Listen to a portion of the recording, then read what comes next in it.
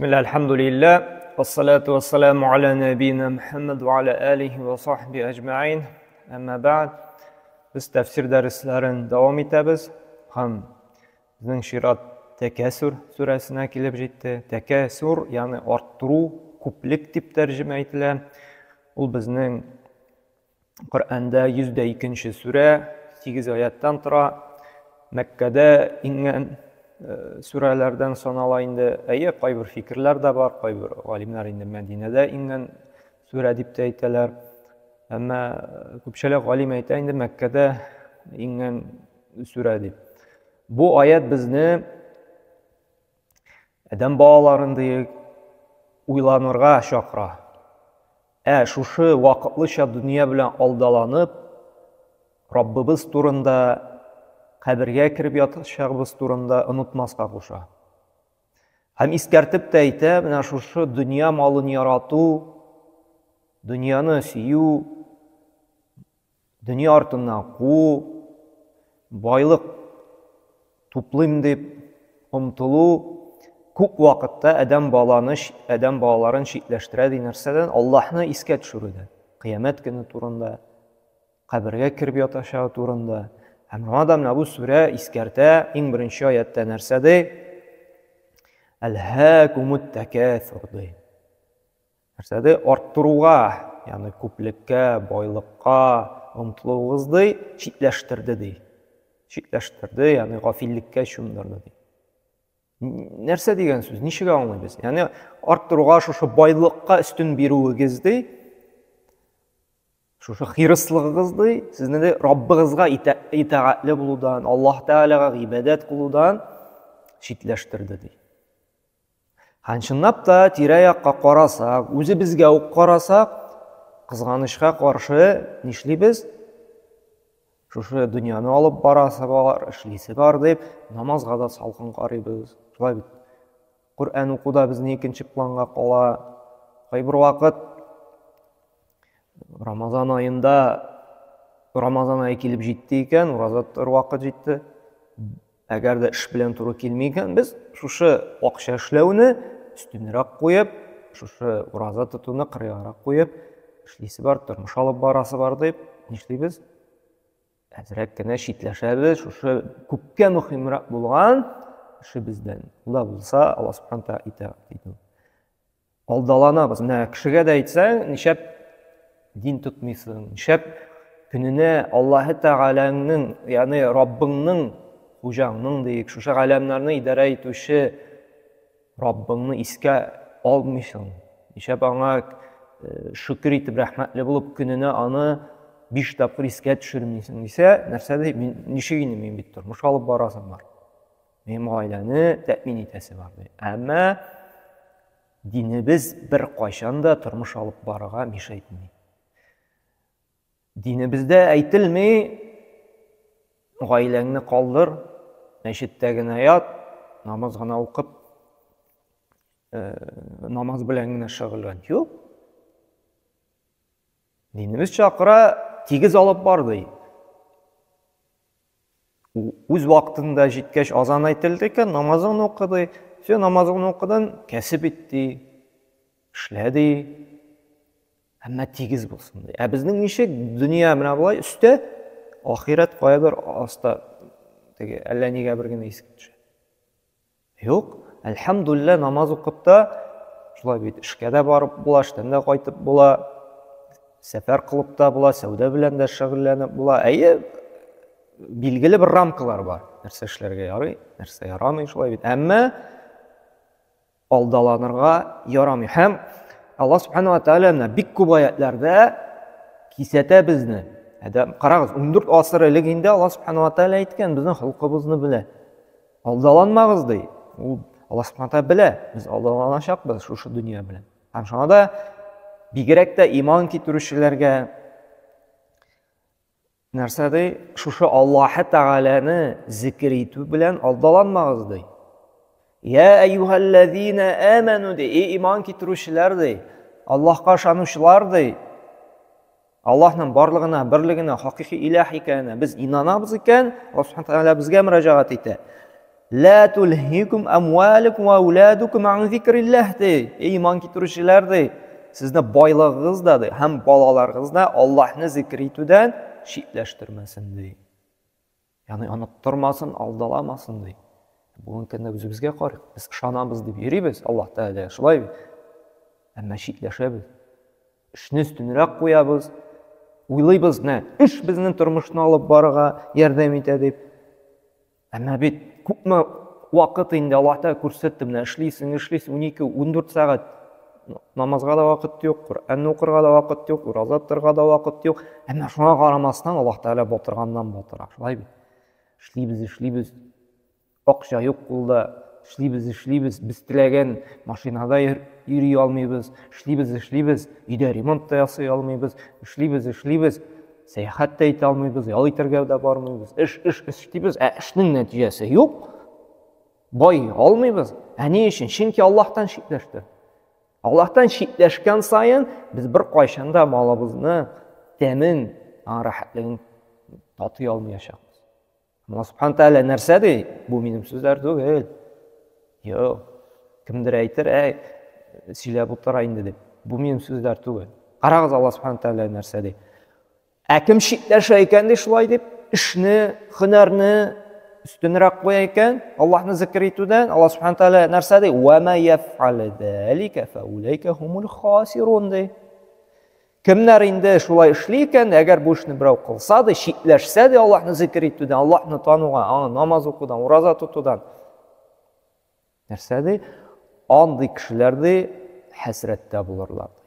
Ham shunday deb ko'ramiz, Allohni qoldirib dunyoga aldalangan kishilarni shu ishlagan moliningda rahatini totiy olmay, qanoat bo'la olmay, lazzatini ola olmay molini. Gil burshu, gil mashaqqat, gil ish orib bitgan, tolib bitgan yo'ljonim, yilmaya da olmay shunga organlikdan, yilmayirga da kuchi yo'q.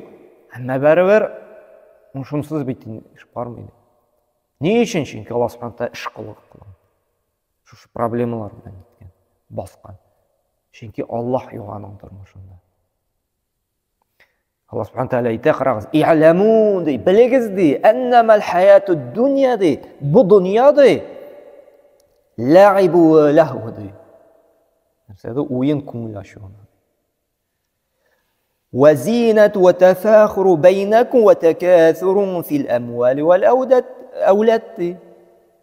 Bu dunyoda narsa o'yin ko'ngillashuv, bir ziynatgina orag'izda bir-biringiz bilan maqtanishuv, ham boylik, ham bolalarning ko'pliginda yorishuv. Ham shunday shul bit. Yol aytamiz, ko'ngillashamiz shulay bit. Umuman bugun turmush nishaptir, mana ko'ngillashuvdan qaytib qoldi. Mana jiddiy aytiblar so'ylaysan, mana nikohda bo'lsin, manda, majlisda bo'lsin, jiddiy shu azrakkina o'ylanirga chaqirasan, oyatlar, hadislar 40-50 minut kishi tinglasan, endi ufildi boshlaydi shulay bit. Soatga qaray qachon bitayinde bo'ldi. Ko'ngillashuv bo'lsa 3 soat, 4 soat konsertda o'tira og'zini ochib. O qiziq, o rahat shulay bit. Soatga da qaramay bitmasin edi. Ko'ngillashuv rahat. Jiddiy oyatlar bizni kelajak turmushga hazırlaydigan, ham bu dunyoda da bizni baxtli etadigan ularga muhim bo'lgan. Ham shundan so'ng qo'ya ko'ngilga tinchlik insin, qo'ya ishlagan moling bilan rahatlik kechirib bo'lsin.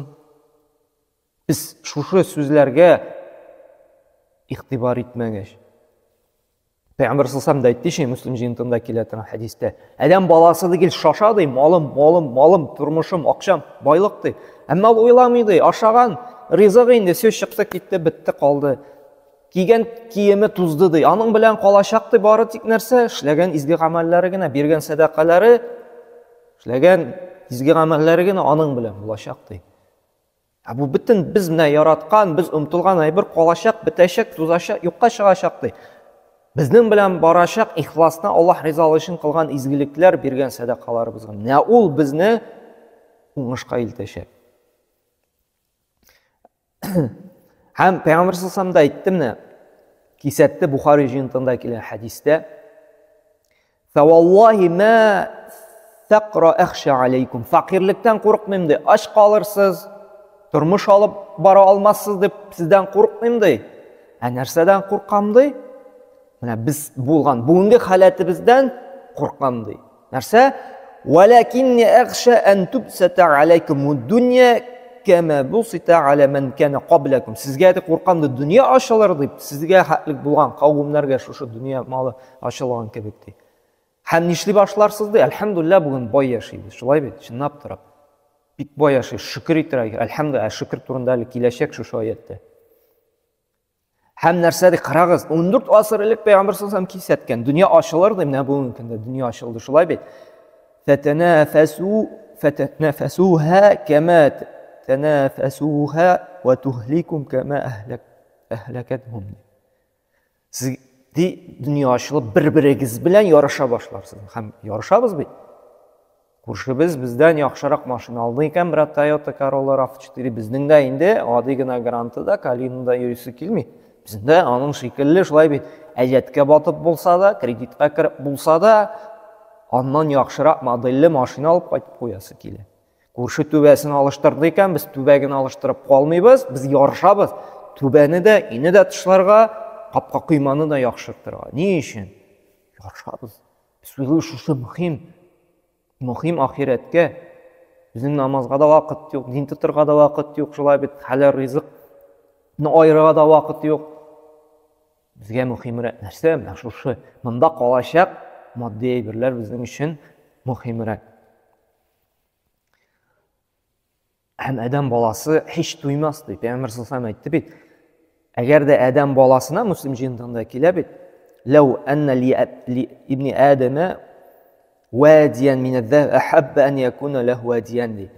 Бер дала алтын бирсәң ди, ул да икенчесен өмет итер ди. Чынлап та туя алмый, шулай бит, без уйлыйбыз, 50 мең зарплата булса, яшәр идем, бүтән бернәрсә кирәкмәс иде. Мәчетенә дә йөрерим, шулай бит. Намазын да укырым, ураза да тотырым, Коръән да укырым, хәлалны харамнан да айырга вакытым булыр иде. Әмма 50 мең зарплата ала башлагач, безгә җитми, безгә 100 инде кирәк.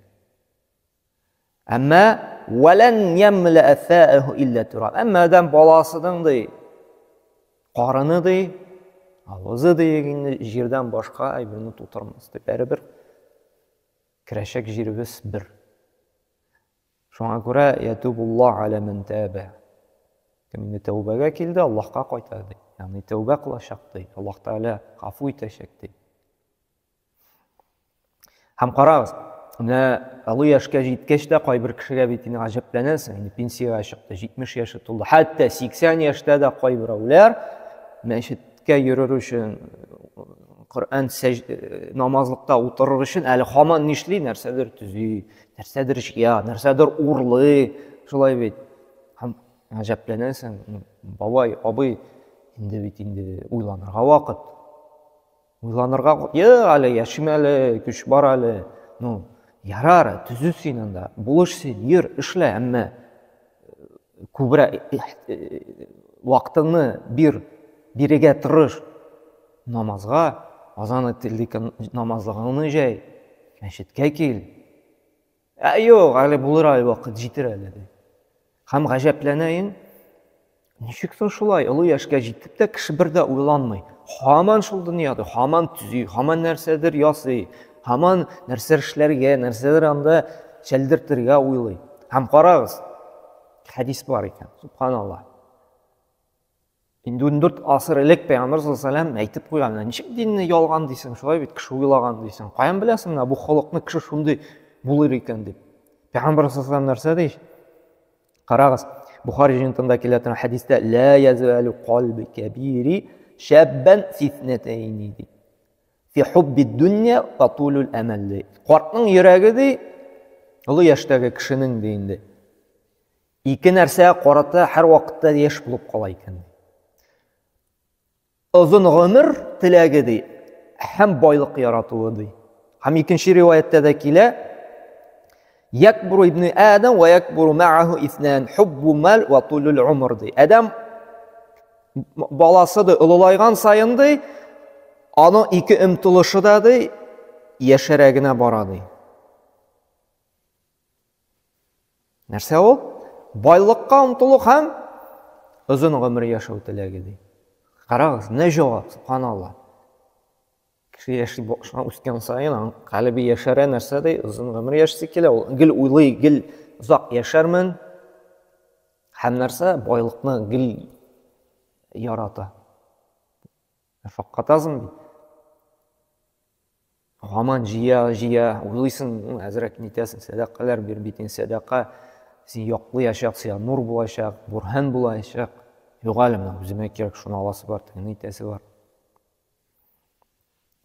Әмма кыямәт көнендә күпме генә омтылсак та, бу байлык та, бу мал да сезгә ярдәм бирмәячәк. Иллә дә мәгәр шушы яхшы изгелек юлына тотмашак кына. Чөнки Аллаһ Субханаһу ва Тааля Коръәндә әйтә: "Яума ла янфәу мал ва ла банун." Ул көндә берни файда бирмәс ди, мал да, байлык та, балалар да ди, илля мен аталлаһа биқалбин салим.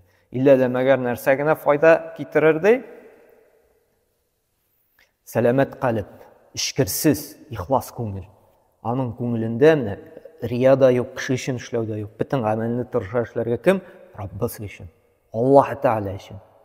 Көнчелек тә юк, көндәшү дә юк булган көндә без нинди иң зур шир белән авыртабыз? Көнчелек белән.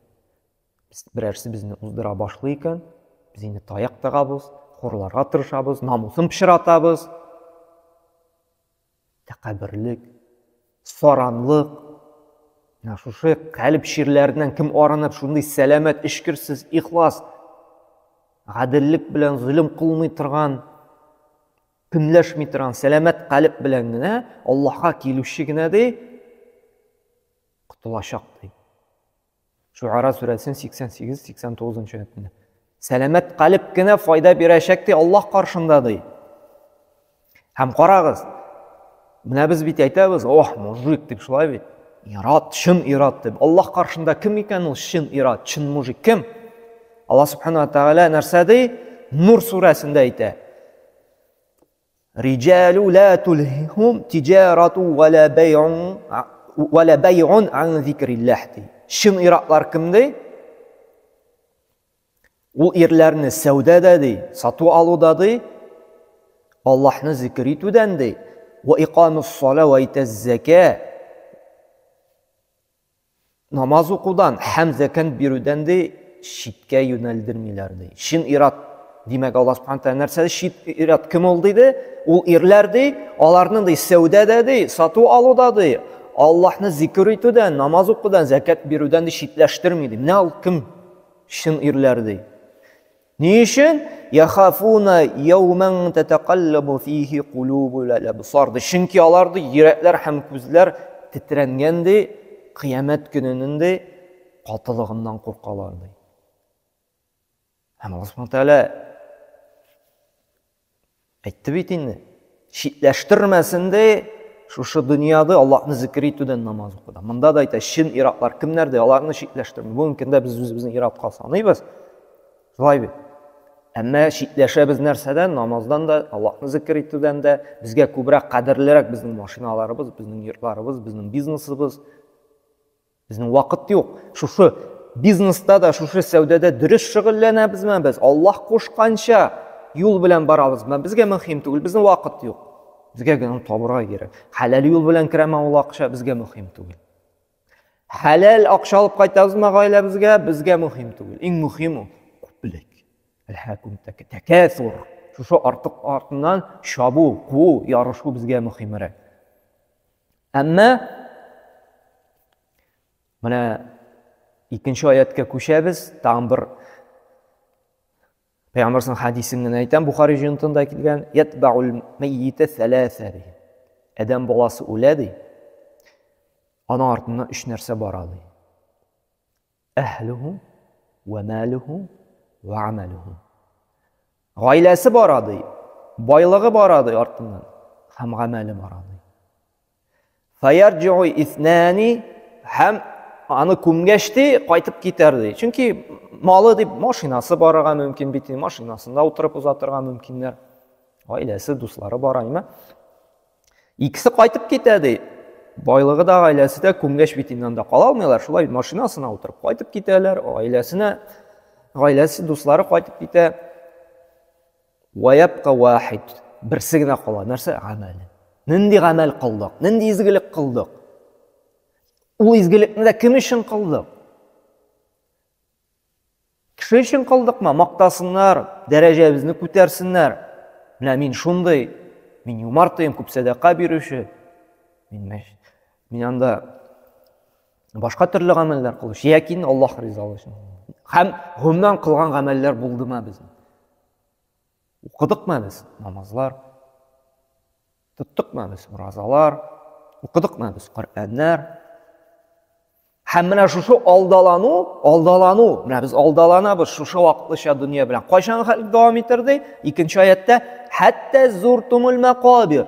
Каберләрне зиярат кылганчы ди. Каберләргә киреп ятканчы ди. Чөнки кабергә киреп яткач, без инаначакбыз. Шушы дөньяда ничек без алдалаганбыз? Ничек шушы сөйләгән аятлар, хәдисләр дөрес булган икән? Чөнки кабергә киреп яткач инде фәрештә кирәчәк, сорыячак, сорау бирәчәк. Мен Раббук диячәк. Раббың кем? Кемгә син ибадат кылдың?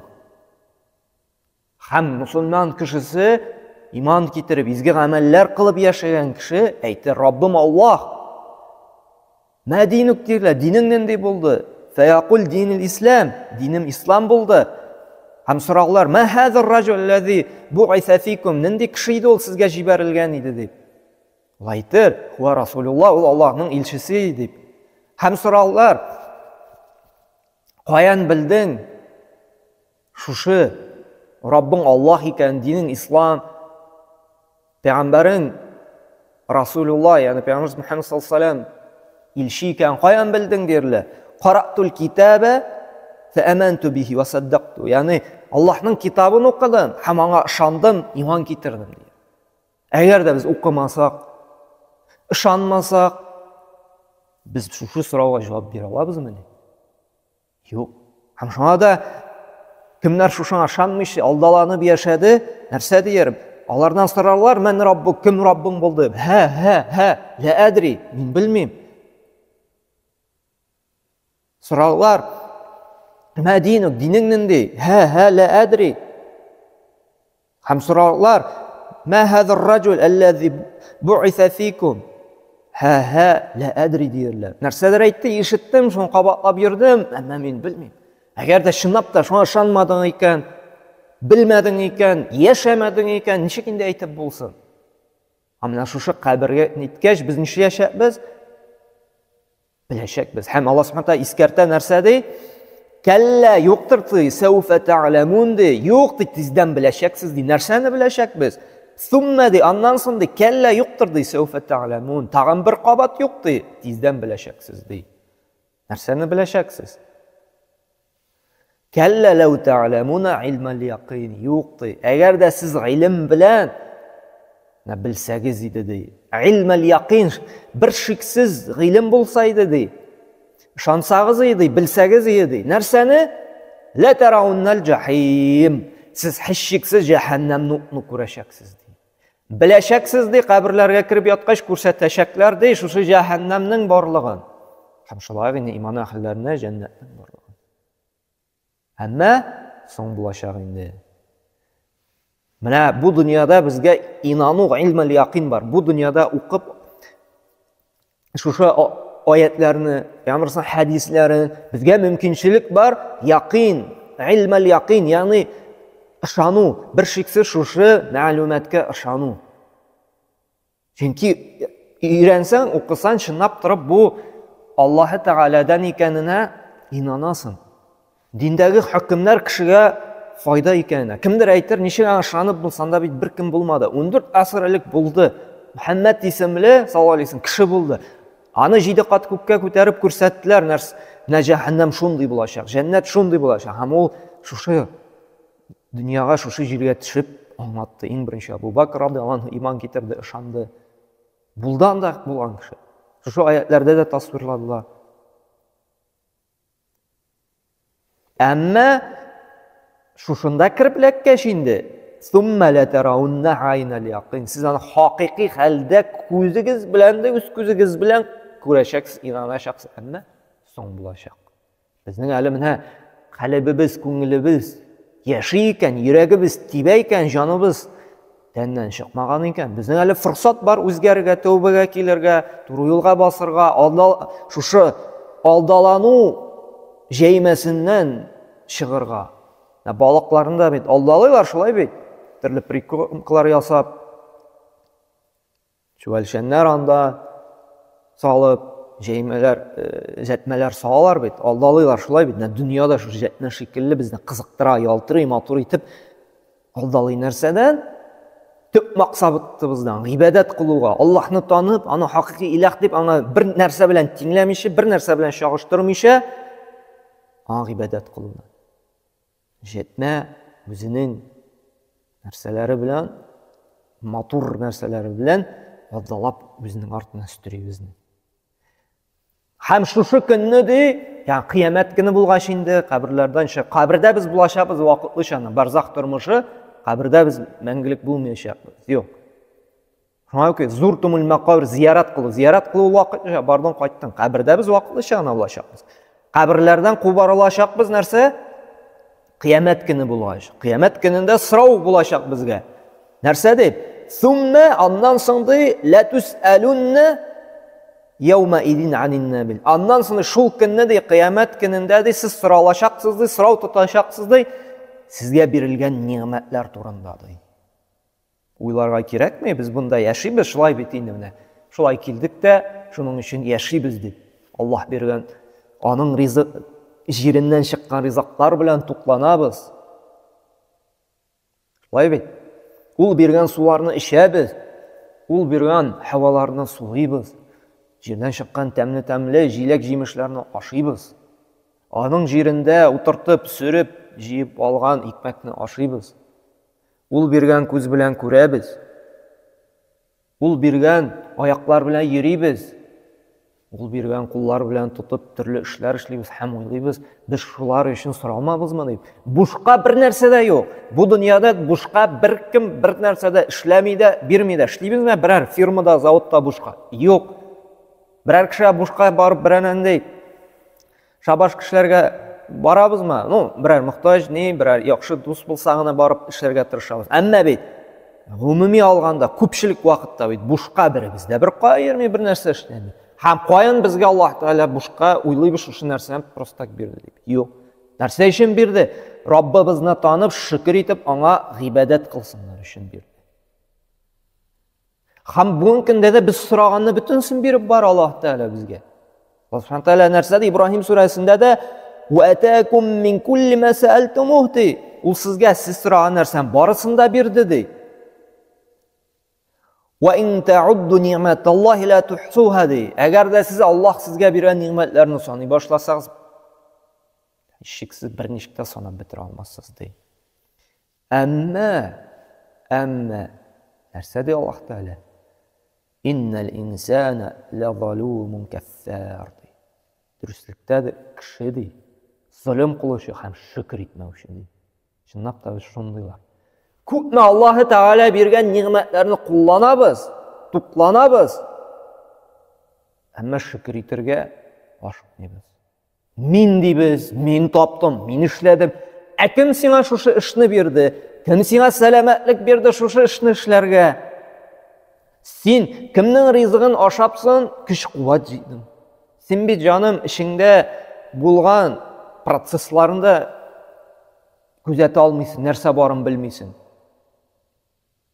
Бер вирус кына килде икән, син ул шушы вируста бит тармар итеп юкка чыгара мөмкин син. Без мин дибез, мин булдырам дибез. Бер ширләктердең икән, сузылып ятасың. Ашказаның авыртса да, шулай бит. Ашказаның эшкәртми башласа да, бер нәрсә эшли алмыйсың, мискин, мин дисең. Аллаһ Тәгалә бер яңгырын гына алсын, корылык кына бирсен, минлеген сразу китә, баш ия башлыйсың. Чөнки шушы бер шифалы яңгырын гына Аллаһ Тәгалә алсын, бөтен нәрсә Аллаһ Тәгалә законына бәйләнгән. Иттә булмый, сөттә булмый, икмәктә булмый, мин дисең. Аллаһ Тәгалә сез бер нәрсә сездә юк. Аллаһ Тәгалә әйтә: "Ла ин шакартум ла зиданнакум", шөкер итегез ди. Шөкер итүнең Хакыйкый рәвештә шөкер итү, аны танып, аңа рәхмәтле булып гыйбадәт кылу. Дил белән дә, күңел белән дә һәм гамәлләр белән дә без шөкерлегебезне, рәхмәтебезне расларга тиешбез. Әгәр дә валайн кафартум инна азаби лашадид. Әгәр дә инкар итсәң, инде мин бирүне ди, менә шушы ниъмәтләр миннән икәнне ди. Мин таптым, мин эшләдем дип, Аллаһтан түгел дип, минем газабым катты ди. Һәм без соралачакбыз кыямәт көнендә, Тирмизи җыентында килә бит: لا تزول قدم عبد يوم القيامة حتى يسأل عن عمره فيما أفناه. Адам баласының аяклары ди урыннан кузгалмас ди. Гомере, тормышы турында соралмыйча, вакыты турында ди. Менә кая тоттың тормышыңны, нинди юлда сарыф иттең? Ван илмихи, гыйлем бирдек, зират бирдек, шушы гыйлем белән гамәл кылдыңмы? Ван малихи мин айна иктисаба. Ягъни шушы каян син кәсеп иттең, каян алдың? وفيما أنفق هم قيس يولدا تطم وعن جسمه فيما أبلى هم دي сәламәтлеге тәне турында сораулар ди. Хәләл юлда кулландымы яки зина кылып караклык белән шушы сәламәтлегене гунахта кулландым. Бөтенесе турында без соралачакбыз. Һәм бу иминсезлек килүдә шөкр итмәү сәбәпле, аңа итагать итмәү сәбәпле. Аллаһ Субхаһу тәгалә Нәхл сүрәсендә әйтә бит: أرسده وضربه الله مثلا قرية كانت آمنة مطمئنة يأتيها رزقها رغدا من كل مكان فكفرت بأنعم الله فأذاقه الله لباس الجوع والخوف بما كانوا يصنعون. أرسده الله سبحانه وتعالى. الله دي مثال يتب bir şäһәрне китерде ди, мисал итеп. Шушы шәһәрдә, шушы халыкта иминлектә, тынычлыкта яшәйде ди. Ризык аңады иксез-шиксез булып төрле җирләрдән килеп торды ди. Уйланык, бездә дә бит әлхәмдүлилләh, тынычлык, иминлек яшәй. Ризыгыбыз да бар иде. Тик ул халык ди Аллаһның ниъмәтләрен инкар итте ди, күфрлек кылды ди. Бүген көндә менә без минләнәбез, без инкар итәбез Аллаһтан булган ниъмәтне. Мин эшләдем, мин таптым дип Аллаһ бирүчене онытабыз. Һәм нәрсәдә шушы халыкты кылган эшләре, гынахлары һәм күфрлекләре өчен дә Аллаһ Тәгалә аларга ачлык һәм куркынычлык япмасын таттырды ди, иминлекне алды. Бездән дә менә шушы хәл бездә дә кабатланмыймы бүген көндә? Шу пандемиялар белән, шушы сугышлар, шушы иминлек юкка чыгу белән biz гаепләгән булабыз, зарланабыз, тегесе, монысы дип, әмма бит Аллаһ Субхаһу тәгалә әйтә бит: сез эшләгән гынахлар аркасында да сезгә бәла-каза килә. Сез үзгәрмичә ди, без сезне үзгәртмибез ди. Димәк бит сәбәп бездә. Минлекне бетерергә кирәк, танырга кирәк Аллаһ бирүче. Итаат итәргә кирәк, шөкер итеп Аллаһка шушы биргән ниъмәтләр өчен. Һәм нәрсә ди? Allah Teala Ahqaf surasında ayta: وَيَوْمَ يُعْرَضُ الَّذ۪ينَ كَفَرُوا عَلَى النَّارِ أَذْهَبَتْهُمْ طَيِّبَاتِكُمْ فِي حَيَاتِكُمُ الدُّنْيَا وَاسْتَمْتَعْتُمْ بِهَا فَالْيَوْمَ تُجْزَوْنَ عَذَابَ الْهُونِ بِمَا كُنْتُمْ تَسْتَكْبِرُونَ فِي الْأَرْضِ بِغَيْرِ الْحَقِّ وَبِمَا كُنْتُمْ تَفْسُقُونَ. Нәрсә ди Аллаһ Субхаһу тәгалә? Кыямәт көнне ди, имансызлар, кафирләр, утка, җәһәннәмгә керүчеләрдә аларга әйтерләр ди: сез дөнья тиреклегендә Аллаһның күп ниъмәтләре белән файдаландыгыз ди. Һәм аны инкар итеп, аңа гыйбадәт кылмадыгыз ди. Һәм шул сәбәпле ди яхшы эшләрегезнең савабын бетердегез ди. Инде менә шушы сәбәпле ди бүген ди җәза ителәсез ди. Җир өстендә ди хаксыз тәкъбирләнгәнегез һәм шиктән чыгып бозыклык кылганыгыз өчен шушындый җәза сезгә ди. Менә Тәкәсүр сүрәсе шундый безне гафиллектән чыгып уйланырга чакыра торган сүрәләрнең берсе булып тора. Алдаланмаска куша шушы вакытлыча дөнья белән. Һәм безгә дә Аллаһ Субхаһу ва Тәгалә тәүфик, һидаят бирсен аңларга. Чөнки Әгәр дә намаз укып, дин тотып, дөньяны алып булмаса, Аллаһы Тәгалә мондый йөк йөкләмәсе, ла юкаллифуллаһу нафсан илля вуз'аха. Күтәрә алмаслык йөкне беркемгә дә Аллаһ Тәгалә йөкләми. Кайбер кеше әйтә, булмый алай яшәп, намазда укы, сәүдәдә кыл, тормышта алып булмый. Яки син дөньяны гына алып барасың, яки син динне генә тотасың ди. Әгәр дә алай булган булса, Аллаһ Тәгалә йөкләмәсе, Аллаһ Тәгалә пәйгамбәрләр, китаплар индермәсе. Була. Тирә-якка карасаң, бар бит. Кемнәрдер бик бай яшәмидер. Әмма әлхәмдүлилләh үз вакытында намазын укый, уразасын тота, әлхәмдүлилләh аштан бит калмый, киенергә киеме дә бар, ашарга ризыгы да бар. Һәм шуңа күрә алдаланмыйчы, Аллаһ Тәгалә нәрсә таләп итә, шуларны үтәп, шушы дөнья ләззәте белән, матурлыгы белән алдаланмыйчы яшәргә Аллаһ Субхаһу Тәгалә тәүфик бирсен. Һәм Аллаһны онытмыйк, минләнмик, сорыйк Аллаһтан ярдәм. Яшәргә ярдәм ит, үзеңне танып шөкер итеп дип. Ярдәмеңне бир дип. Чөнки гыйбадәт кылыр өчен дә, аны таныр өчен дә Аллаһның ярдәме кирәк. Аллаһ Субхаһу Тәгалә һәр барчабызга да шушы аятлар белән, шушы Коръән аятлары белән ваазланып, гафиллектән уянып, гамәл кылып, параллель тигез итеп дөньяны, тормышны да алып барырга Аллаһ Тәгалә һидаят тәүфигын бирсен. Субханакаллаһу бихамдик ва ашһаду ан ла илаха илля ант ва астагфирука ва атубу илейк.